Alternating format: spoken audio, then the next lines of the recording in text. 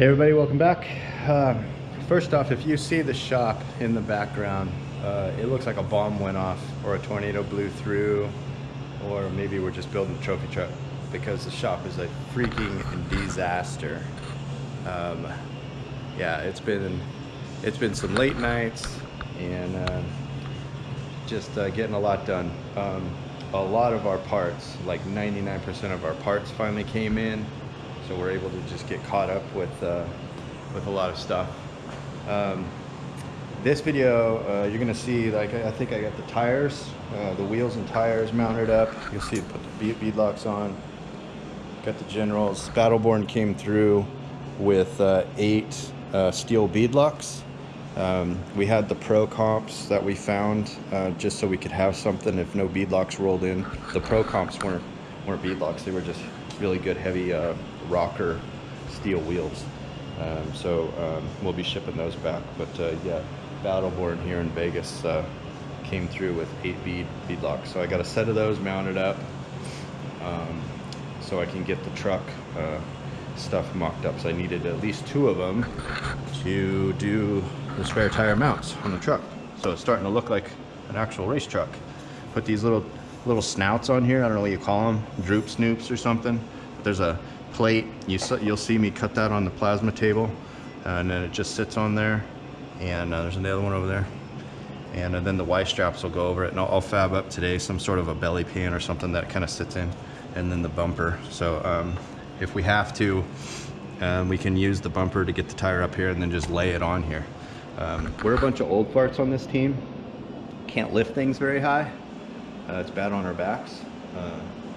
So I'm trying to keep everything as low as possible. Even the fuel filler, I'll show you that in a minute, but the fuel filler is really low because those fuel cans, you know, they hold 11, 12 gallons each, and full of fuel, they're really heavy. So even though my fuel guy is huge, he's a monster of a dude, but I wanna look out for these old guys, including myself. So today, you know, as we can see, it's looking more like a truck.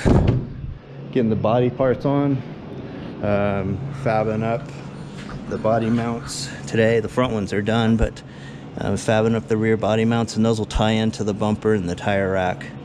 And then the tire Y straps will go over and cinch those down. We got the traction boards put on. I don't know if I showed you guys that before, but I got the traction boards on. Simple little wing nut, and then it all supports the little shovel also. So figure if you're gonna need the traction boards, you're gonna need a shovel, so they might as well be mounted the same. The motor, nothing's changed on the motor. It's ready to rock. I'm gonna put the coolant tubes in. That's literally a couple of minutes of work, but I kept them out so I can get to the brake lines easier. But this thing's ready to fire up. All I need to get is some fuel, and then oil filters. My Wix racing oil filters came today, so I'll get those put in. But yeah, the motor's ready to go. That's a little scary. So firing up a motor for the first time, a fresh brand new motor, is a little stressful, but I think it'll work out. So here's the fuel fill. I couldn't get this put on here until I got the tires mounted up, because I didn't know how much room we'd have, but as you can see, we got plenty of room. The truck's pretty wide, so the clear hose will come off of this out to this far, and then I'm going to try to keep this, like I said, as low as possible, so the guys, when they're filling, they don't have to lift those cans very high. Yeah, rear end axles